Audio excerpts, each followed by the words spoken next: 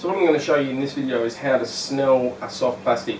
Now you can use the exact same technique for bait as well, but what it means is rather than just having, well, especially when you're using big soft plastics like this, this is a 200mm whip bait, rather than just having one hook at the front, a lot of fish will actually attack the bait from behind, and I don't know how many times I've missed fish because they've come up, grabbed the back of the soft plastic, torn it off or open, or you can see teeth marks or whatever, and not hooked up because the actual jig head is right up the front here. So what I'm going to do is I'm going to place that hook back down in the tail here, and then also run our standard jig head.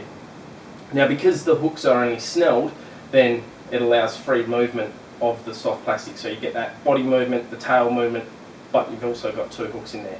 So it's really easy, so I'll show you how.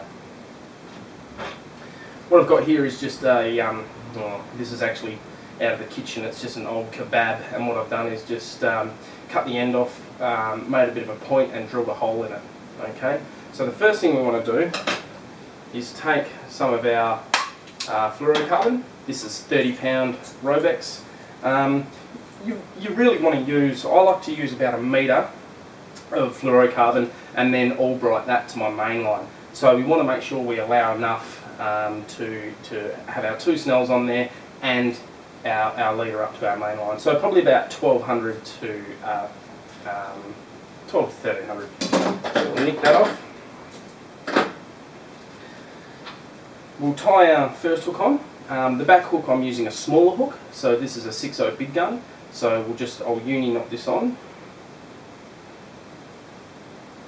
With fluorocarbon, I always like to do it, and whether it's knotting or snelling or anything like that, I always like to do a couple of extra wraps, just because fluorocarbon is so hard and it doesn't bite like normal mono does, so sometimes you can get slippage with fluorocarbon. So if you're doing a uni knot, standard uni knot might be 6 wraps, fluorocarbon uni knot 8 wraps.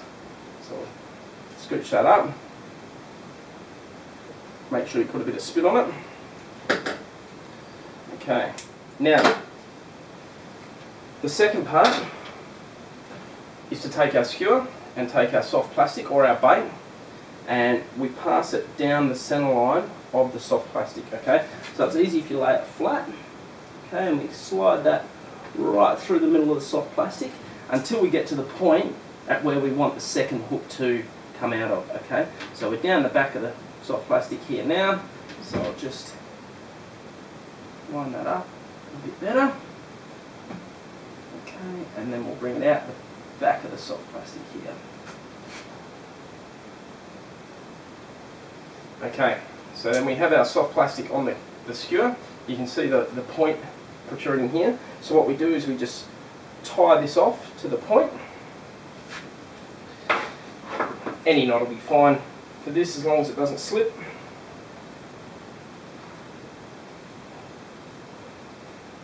Slide that up. Then we just pull that skewer back out, and with it comes the line. Okay, so you can see that line being threaded through the soft plastic now. We keep going, keep going. Now the hook is about to just disappear into the soft plastic, so we pull that down, the hook slides in,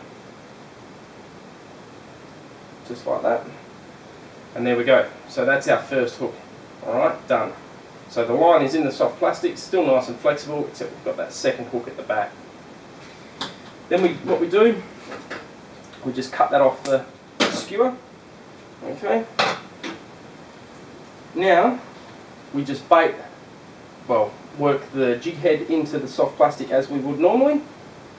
Okay, so make sure that stays right in the middle of the soft plastic.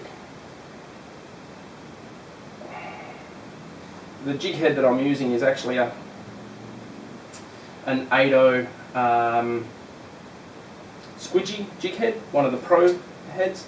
Okay, you see you've got the second eye here that you could add a bit of teaser or something like that to.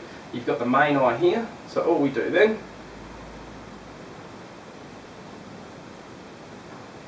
is you just thread it through the main eye.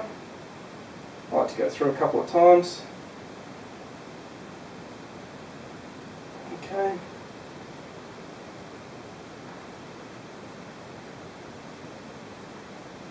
If you've got a favourite knot that you'd like to use there, then yeah, that's fine. But I find that just going through the eye a couple of times And there we have it.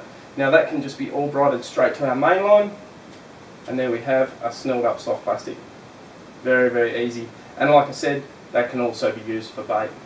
So the same principle with the skewer.